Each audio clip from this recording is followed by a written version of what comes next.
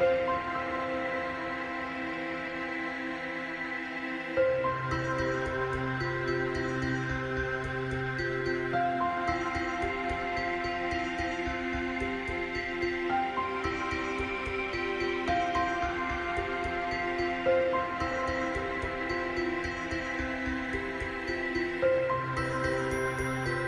Joglo Tani bisa kita aplikasikan di tempat kita masing-masing.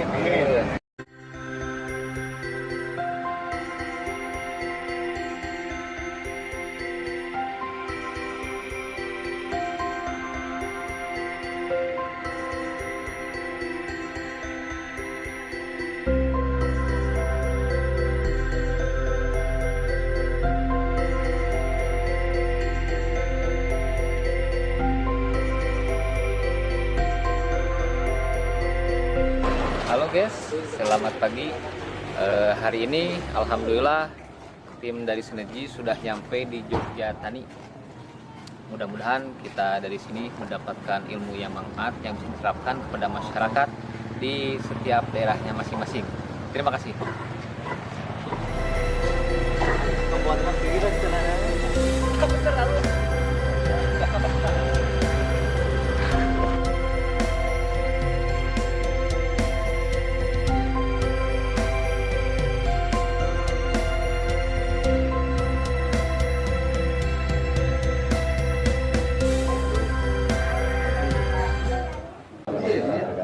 Pertama kita panjatkan puji dan syukur kehadirat Allah Subhanahu wa Ta'ala, di mana pada hari Rabu pagi kita bisa berkumpul di Joglo Tani bersama Pak Profesor sendiri. Alhamdulillah, mudah-mudahan kegiatan kita hari ini mendapatkan suatu berkah dan ilmu yang bermanfaat yang bisa kita implementasikan atau bisa kita praktekkan di tempat kita masing-masing. Ini Pak, semuanya ini dari kabupaten dan kota yang ada di Jawa Barat.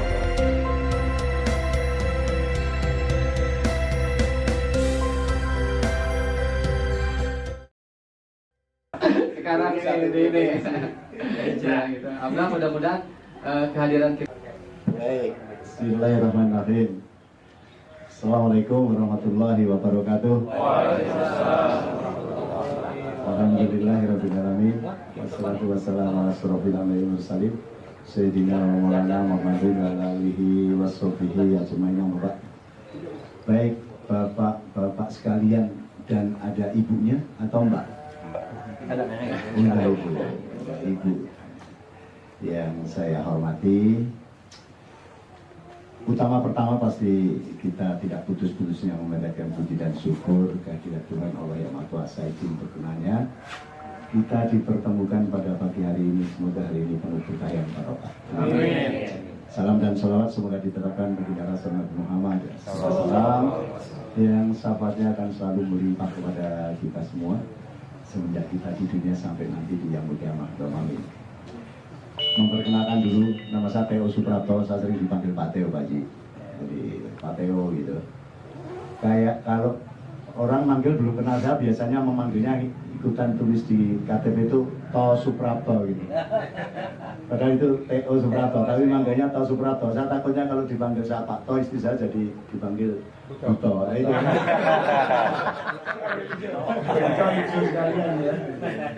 Oke, itu yang pertama. Saya lahir di Jogja, lahir di Sleman, ya, di daerah sini, besar dan di sini, dan sebagai petani. Saya sebagai petani sekarang. Kalau dulu boleh cerita sedikit sebelum saya cerita panjang, karena ini Bapak Ibu sekalian dari Jawa Barat, khususnya 12 Kabupaten Mitra Sinergi Foundation ya, Sinergi Foundation, yang masih Kang Erik Sadewa masih. Apa sudah ganti sekarang? Sinergi itu siapa sih? Pak Tri ya? Iya, dulu ini banyak sekali soalnya teman-teman Jawa Barat yang ke kita. Rencana berapa hari di Jogja? Rencananya? Kang Erik? Cuma 2 hari. Kemarin? Ya, kemarin dan sekarang. Terus nanti pulang? Ya. Hari ini di sini sampai jam berapa? Supaya saya nanti bisa menyampaikan sesuai dengan yang dicari. Karena kan mau kemana aja supaya saya ada batasan. Dari sini habis ke sini dari kemari Woro lah. Tapi pingin fokusnya di sini. Oh, fokus di sini artinya sampai duhur di sini. Ya. Sampai makan siang di sini. Ya. Iya, makan siangnya di sini. Ya. Berarti memang tadi ada pesanan soalnya ada makan siang. Yang supaya nanti nyambung.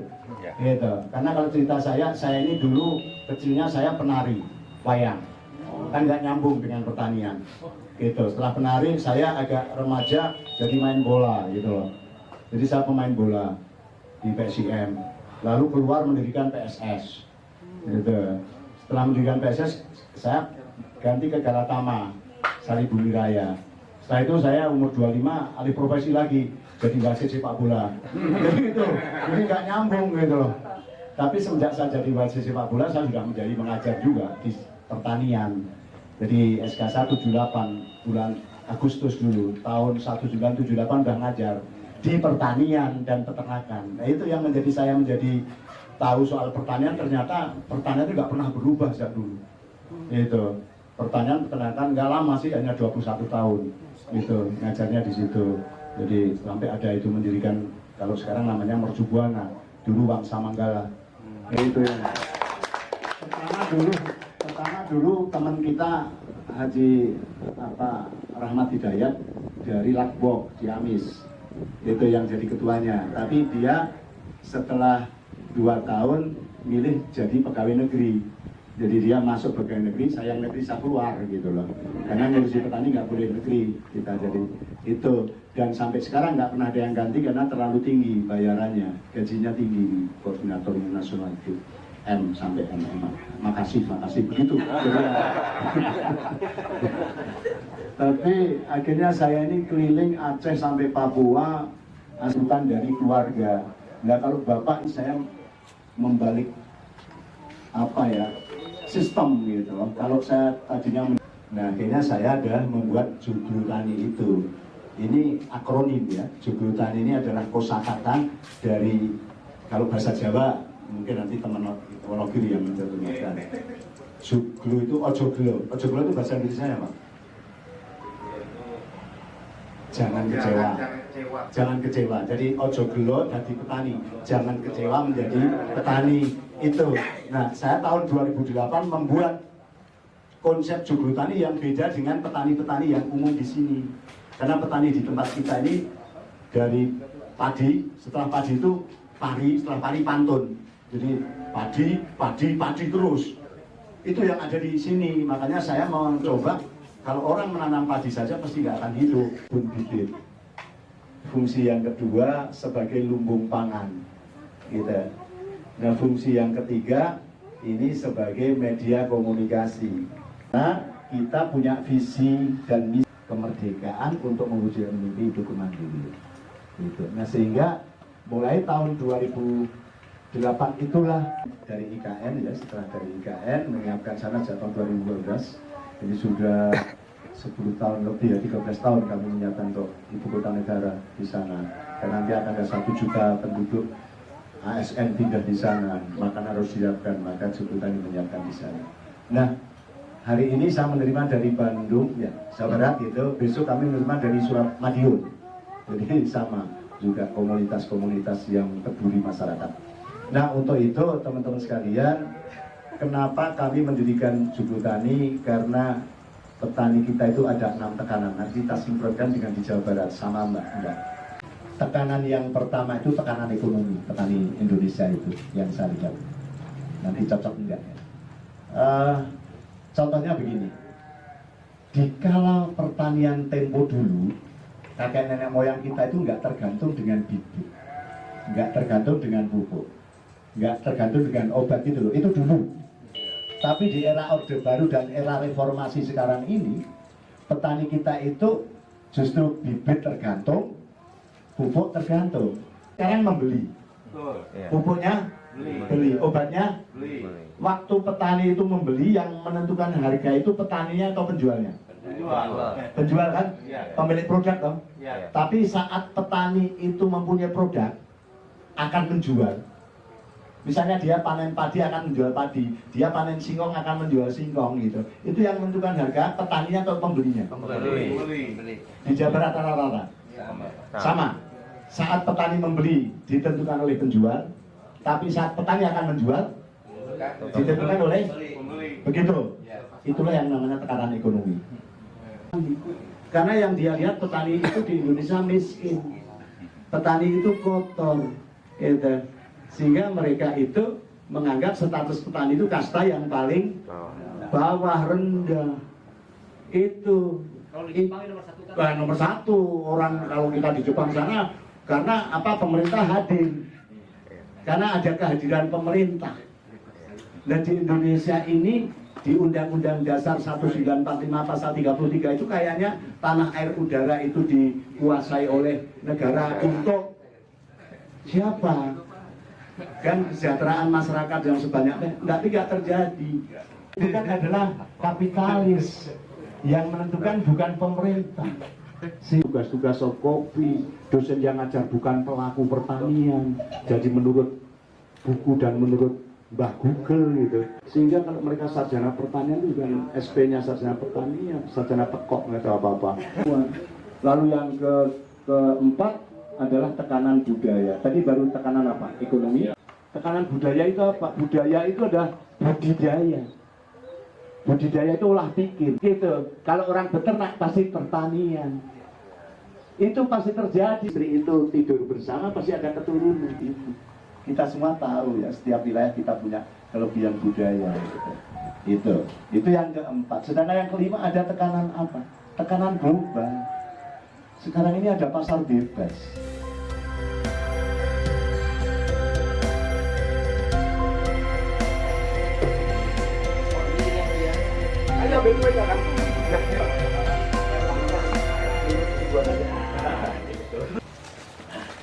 Kami juga kemarin melakukan pemahaman. Ke mandiri dulu, daulatnya jangan dulu. Belum mampu. Kalau saya juga daulat. Jawa Barat mandiri pangan. Coba. Jawa Barat mandiri pangan. Itu dulu. Lalu begini, bersama. Kan nggak sendiri-sendiri lah. Bersama loh. Bersama. Tangannya di sini. Bersama. Bersepakat. Berbuat. Itu. Jadi Jawa Barat mandiri pangan. Bersama. Bersepakat. Berbuat. Ya kan? Berbuat apa kan harus jelas juga. Itu dulu ya. Jadi nanti buat TikTok nggak apa-apa, nanti kita dari ke Jogja dalam rangka untuk syuting TikTok gitu kan. Begitu. Soalnya kenapa tidak nih? TikToknya mainkan nanti. Ada itunya. Ya, itunya ada. Itu begini. Nanti walaupun nggak jadi kades gitu kan. Nggak apa-apa gitu loh. Membangun negara tidak harus jadi pejabat, gitu kan? Yang sudah jadi kades, yang mau, ya kita harus punya program, yang terencana, terukur, terstruktur. Jadi kita pertama gini, Jawa Barat mandiri pangan, bersama, bersepakat, berbuat, tanam apa yang kita makan apa yang kita tanam. Merdeka. Kita coba sampai situ dulu. Kita coba 1, 2, 3. Jawa Barat mandiri pangan, bersama, bersepakat, berbuat, tanam apa yang kita makan apa yang kita tanam. Merdeka. Nanti kita kan kuliah di Universitas Jakarta ya. Fakultas Kejujuran jurusan Jalan Lurus. Kita kuning, kita basah ini kita. Oke, kita coba sampai situ. 1, 2, 3. Jawa Barat mandiri pangan, bersama, bersepakat, berbuat, tanam apa yang kita makan apa yang kita tanam. Nah, itu ya.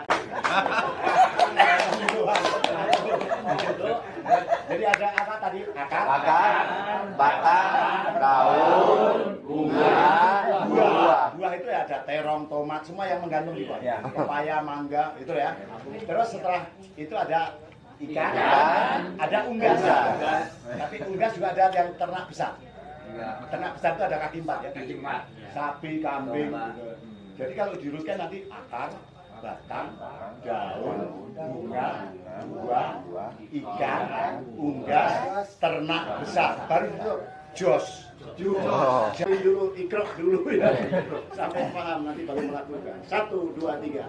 Jawa Barat mandiri pangan, bersama, bersepakat, berbuat, tanam apa yang kita makan, makan apa yang kita tanam, akar, batang, daun, bunga, buah, ikan, unggas, ternak besar, jos, jangan omong saja, merdeka.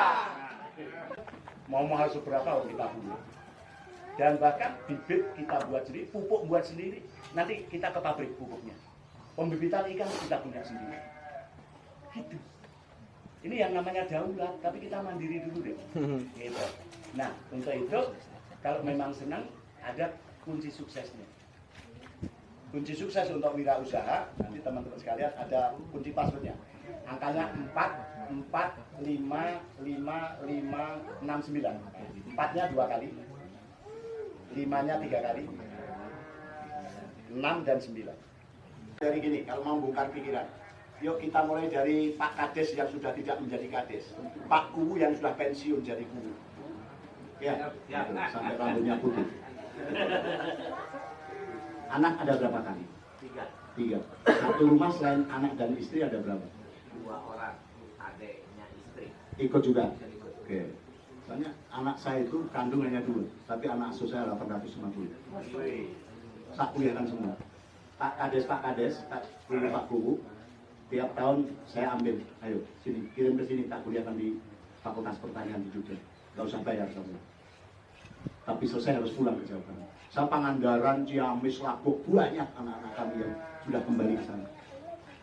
Gitu, kuliah di Jogja. Kuliahnya 4 tahun, KKN-nya 4 tahun. Gitu, tidak kuliah 4 tahun, KKN 1 bulan. Jadi praktek tiap hari di sini. Gitu. Nah, makanya nanti kalau ingin, yuk kita berangkat.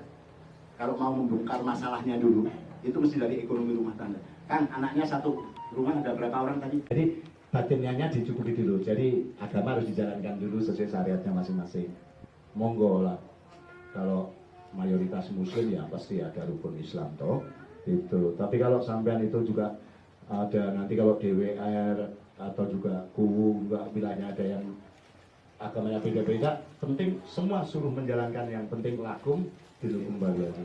Ini sudah menjalankan agamaku ya agamaku, agamamu, ayo kita jalankan. Kita hidup di negara yang demokrasi. Kita sadari kan bahwa perbedaan masalah ekonomi kan di semua lapisan ya. Begitu juga degradasi agama sudah terlihat jelas kan itu ya. Itu yang namanya kemiskinan mendekati kekufuran itu terlihat. Dan diri. Sekarang kita akan masuk ke penguatan teknis kalau begitu. Karena ada di dalam sebuah program pasti Sinergi Foundation punya 2, penguatan teknis dan penguatan kelembagaan. Untuk labu ataupun untuk ubi kan harus penggemburan tanah. Oke? Penggemburan tanah dulu ya. Penggemburan tanah ini mau dicangkul, mau menggunakan kultivator, mau menggunakan bajak, apapun yang penting itu digemburkan. Lahan kita atau lahan perkebunan dan sebagainya ini kan ada beda-beda. Situasional. Tapi yang terpenting tadi harus dibajak atau digemburkan lalu dibuat guludan. Setelah dibuat guludan, Bapak sekalian tahu seperti ini proses di sini. Itu lalu kita di tengah kita dibuka dulu itu, lalu dimasukkan di situ ada pupuk dasar dulu. Pupuk dasar itu jelas pupuk alami. Pupuk alami. Mau kotoran sapi, kotoran kerbau, kotoran kambing, kotoran kelinci, silakan saja. Tapi semakin hewannya kecil itu semakin bagus. Terus jangan silap bahwa bahan organik itu kita mengkonversikan begini Bapak. Yang kita makan setiap hari adalah nasi. Kita harus tahu sebelum nasi wujudnya apa? Sebelum nasi. Sebelum beras apa? Setelah padi jadi apa? jadi beras. Enggak, urutannya ini harus kita urutkan. Ini ada tanaman padi, kita panen kan ujungnya padi, harus dirontok dulu supaya jadi gabah, gitu loh ya. Paham? Ini kita akan bicara pupuk sebetulnya, tapi ini sama-sama untuk makanan ternak, makanan tanaman dan makanan manusia. Mau ngasih padi, maka harus ada proses. Ada proses kan? Setelah kering baru harus diproses supaya menjadi apa? Beras. Agar air jadi beras, jadi nasi, jadi bubur. Kurang air, pupuk. Yuk kita akan tahu bahwa pupuk alami itu yang pertama adalah bahan organik. Itu yang selalu. Lu posok sudah. Sudah 4 tahun tambah 2 tahun loh ini. Bahan eta Pak. Hamjahas. Hamjahas.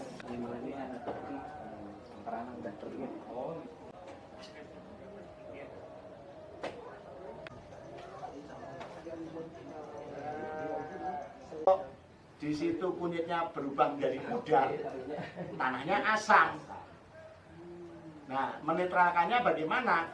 Kalau kunyitnya warnanya buram menjadi lebih pudar gitu, berarti tanah ini harus ditambahkan kapur pertanian atau dolomit. Apa namanya di sana? Sudah sama. Tetapi kalau warna kunyitnya menjadi lebih tua, berarti tanahnya basah. Yang dimasukkan bukan dolomit, tapi karbon. Itu pasti akan tanahnya kembali netral. Nah,